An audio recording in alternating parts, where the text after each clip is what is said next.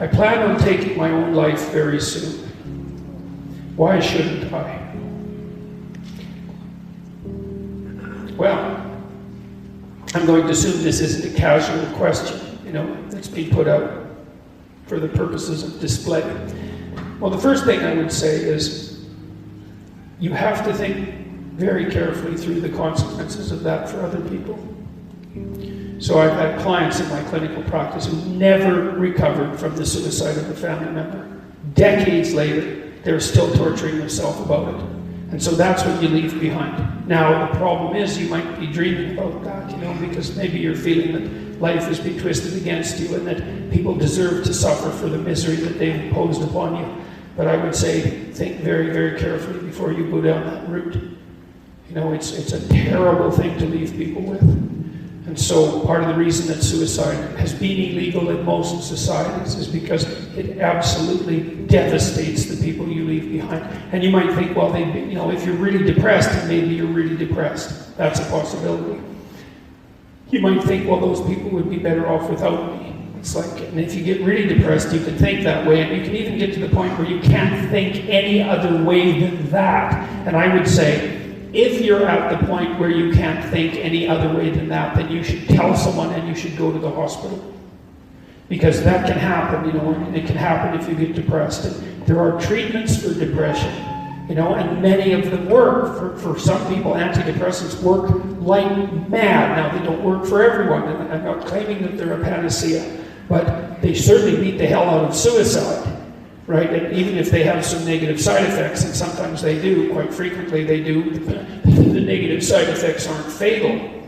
It's like, well, there's the possibility that your condition is physical, that you're ill in some way, either physically or perhaps you have a psychological problem, and maybe you were hurt, or there's lots of reasons that people get depressed that are very, very complex. I would say don't give up hope and do something final before you've explored all possible options. And if you haven't talked to a psychologist, you haven't talked to a psychiatrist, you haven't tried antidepressants, you haven't revealed to your family or people that care for you that this is how you're feeling, then you owe it to yourself and them to explore every possible avenue before you take such a step. And then you don't want to deprive the world of what you could bring to the world. That's the other thing, you have intrinsic value, and you can't just casually bring that to an end. You leave a hole in the fabric of being itself. So, and a wise man that I once worked with said, he was a very strange person. He was a psychologist at the maximum security prison in Edmonton, and I worked with him for a while, briefly, very briefly, at the prison itself. And he said, you can always commit suicide tomorrow. And that's a very, it's a flippant statement in some sense, but he meant it in a very serious way. It's like, you only get to decide that once, and you can put it off. And so I would say just put it off, and then put it off some more, and then put it off some more, and see what you can do to put yourself together. You explore every possible option. And if you're so hopeless that you have a suicidal plan, which is a real sign of danger, if you really know how you would do it and you've thought it out, then I would say, tell someone for God's sake, tell them, or go to a hospital and tell them. And for sure, try antidepressants, but what the hell do you have to lose? So do everything you possibly can to address the issue before you do something like that. And do give some thought to the people that you're going to leave behind, because believe me, you may just absolutely wipe them out in a way that they will never recover from. You cannot fix someone's suicide. You're stuck with it. And you think you torture yourself for the rest of your life. If I would have only known, if I would have only said something different. This particular client talked to her relative, a sibling, who committed suicide, like 20 minutes before he committed suicide, probably after he took the pills. And she was kind of preoccupied because you don't know that the person at the other end is at the end of their tether. She never forgave herself for not responding properly in that last phone call. That's a hell of a thing to leave someone with. So I would say, and the final thing I would say is, don't be so sure that your life is yours to take. You don't own yourself the way that you own an object. You have a moral obligation to yourself as a locus of divine value, let's say. You can't treat that casually. It's wrong. So those are the reasons. Explore everything you can explore to put yourself back on your feet. All the things, there's all sorts of treatments for depression. Don't leave the people around you with that to suffer from for the rest of their lives. Don't underestimate your value in the world. And don't underestimate the fact that suicide is wrong. And so those are 4 reasons why you shouldn't end your life soon, or at all, for that matter. So.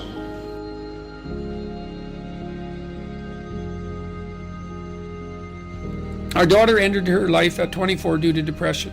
If someone is determined to end their life, how can one change their mind? Oh, well, first of all, I'm very sorry about that. That's a terrible thing.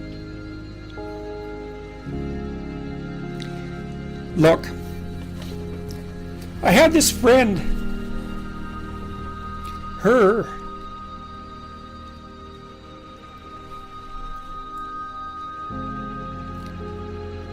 sorry. There's been a lot of depression in our family, so it's a question that cuts close to the bone. Anyways, I had this friend, a friend of my parents, and her granddaughter committed suicide, She was just beating herself up about that. What could have I done? What could have I done differently? This is the problem with suicide. It leaves everybody behind thinking, oh my God, what could have I done? I could have treated the person better. I could have listened. I could have been there. It's like, and she was just beating herself up about this, really feeling that she wasn't a useful person, that she'd failed as a grandmother. She's a really good person, And so I went for a walk with her, and I said, and she's married, and she likes her husband, and he's a really good guy.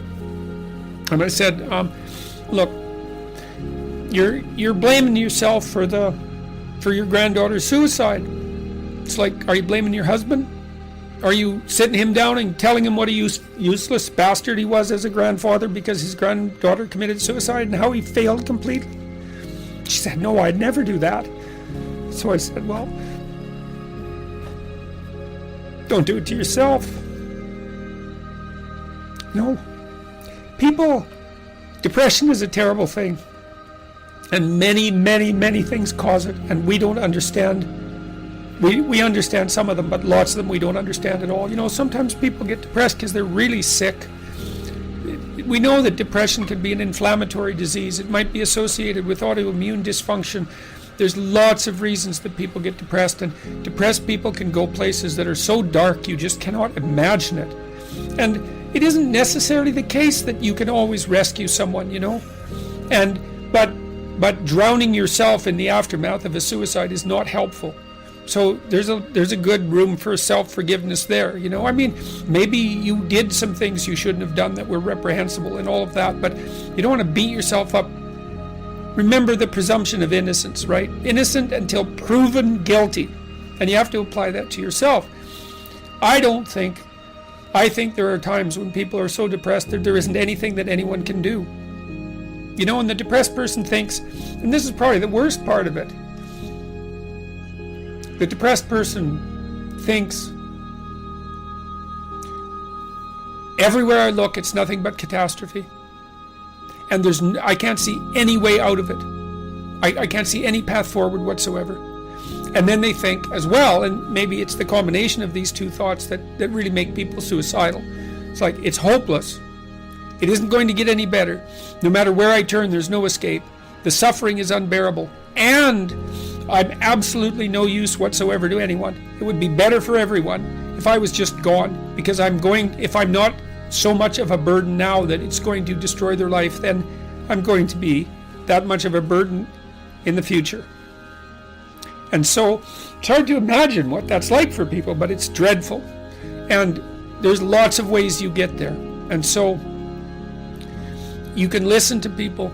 You can desperately encourage them to seek the help they need. Like I've seen antidepressants work miracles on very, very many people. Now, they don't work for everyone, and they're not a panacea, but they have side effects and all of that. But one of the side effects of untreated depression is that you kill yourself, and there is no recovery from that, and the probability is actually rather high.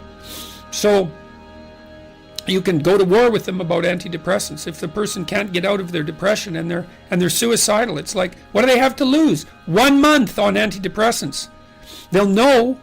Well, they might have to experiment longer because it would depend on, some people respond better to some classes of antidepressants than the others.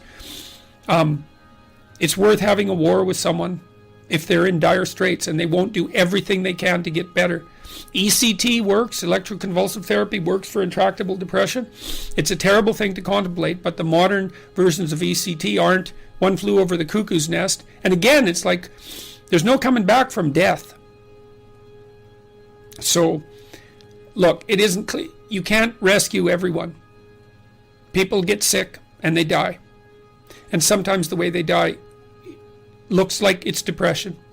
Depression is a multifaceted phenomenon. You can be there for them. You can listen. You can watch. You can intervene. You can try to understand. You can hold them accountable. You can do all of those things. But everyone has their own destiny, and you're not omnipotent. And so sometimes a catastrophe occurs, like your daughter's. And then you should try to drag the least amount of misery forward that you can once you recover from your grief.